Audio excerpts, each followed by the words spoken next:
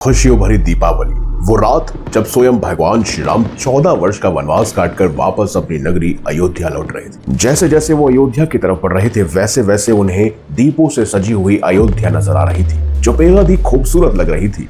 और उस दिन से ही दीपक जलाने की प्रथा शुरू हो गई। ये सब कथाएं हम बचपन से सुनते आ रहे हैं, लेकिन क्या कभी आपने गौर किया है या आपके मन में कभी सवाल उठा है कि वाई डू वी सेलिब्रेट छोटी दीपावली, यानी कि हम छोटी दिवाली क्यों बनाते हैं? आखिर उसके पीछे कौन सी कथा छुपी है? क्या सचमुच उसका नाम छोटी दिवाली ही है या कोई और नाम उसके लिए रखा गया है? नमस्कार, मैं हूं प्रवीण, आप देख रहे हैं मिस्टीरियस हिंदू। तो चलिए अब करते हैं ज्ञान की बात। आज की इस खास वीडियो में हम जानेंगे कि हम आखिर छोटी दिवाली क्यों मनाते हैं। क्या सचमुच उसका नाम छोटी दिवाली ही है या फिर कोई विशेष नाम उसको दिया गया है? हमारे सनातन धर्म में जितने भी त्योहार मनाए जाते हैं उनके पीछे या तो कोई विशेष कथा छुपी होती है या उसमें कोई सीख होती है या फिर जागरूकता के लिए ही वो त्योहार मनाया जाता है। जैसे कि हम सब जानते हैं कि दीपावली सिर्फ और सिर्फ इसलिए मनाया जाता है क्योंकि भगवान श्री राम 14 वर्ष का वनवास काटकर अयोध्या नगरी लौटे और ऐसे में उनके स्वागत के लिए कई सारे दीपक जलाए गए और तब से ही दिवाली का त्योहार मनाया जाता है। लेकिन आखिर उससे एक दिन पहले आने वाली छोटी दीपावली क्यों मनाई जाती है? दरअसल दोस्तों, उसे छोटी दीपावली नहीं, उसे नरक चतुर्दशी कहते हैं और इसके पीछे भी एक खास पौराणिक कथा छुपी हुई है। दरअसल भगवत पुराण की एक कथा के अनुसार भौमासुर नामक एक असुर था जो बहुत ही शक्तिशाली और स्वयं भूमि माता का पुत्र था। भौमासुर बहुत ही क्रूर था।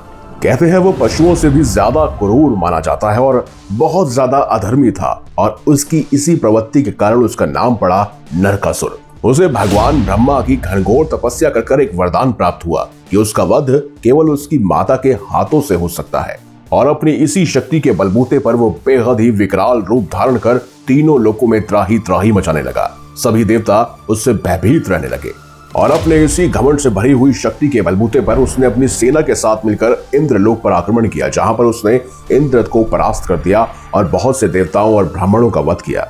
कहते हैं अक्सर अधिकतर ताकत आपको अंधा कर देती है और अगर आपकी राक्षस वाली प्रवृत्ति हो तो ऐसे में आपका अंधा होना तय है। नरकासुर भी अपनी शक्ति के घमंड में पूरी तरह से अंधा हो चुका था। उसने अपने इसी ताकत के घमंड पर देवी माता अदिति और स्वर्ग की कई सारी अप्सराओं को बंदी बना लिया। उसने वरुण देव की छत्र, अदिति माता के शक्तिशाली कुंडल और देवताओं की मणि छीनकर त्रिलोक विजयी अपने आप को घोषित कर दिया। सिर्फ यही नहीं, पृथ्वी पर कई सारे राजाओं की सुंदर कन्याओं को भी उसने हर लिया और सबको बंदी बनाकर उनका शोषण किया।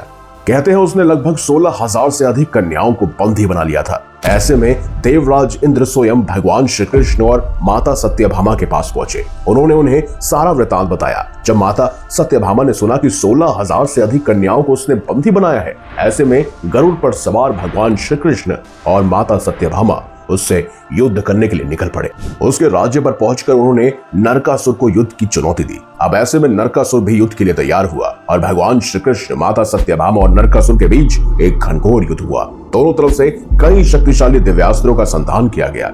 कहते हैं भगवान श्री कृष्ण ने एकाएक कई सारे दिव्यास्त्र नरकासुर पर छोड़े, लेकिन नरकासुर का बाल भी बाका नहीं हुआ क्योंकि उसे वरदान प्राप्त था कि केवल उसकी माता ही उसका वध कर सकती है। ऐसे में सत्यभामा जी आगे आई और माता सत्यभामा ने भगवान श्री कृष्ण का सुदर्शन चक्र ग्रहण किया और उसके बाद उसे छोड़ दिया, जिसकी सहायता से नरकासुर का वध संभव हो पाया। अब दरअसल दोस्तों, माता सत्यभामा कोई और नहीं बल्कि भूमि माता का ही अवतार थी। अब ऐसे में वो नरकासुर की माता ही हुई और नरकासुर को क्या वरदान प्राप्त था कि केवल उसकी माता ही उसका वध कर सकती है और इस तरह नरकासुर का वध हुआ। और तब से लेकर आज तक इस दिवस को नरक चतुर्दशी के नाम से पूजा जाता है। कहते हैं इस दिन भगवान विष्णु और माता सत्यभामा या भगवान श्री कृष्ण की भी पूजा अवश्य करनी चाहिए।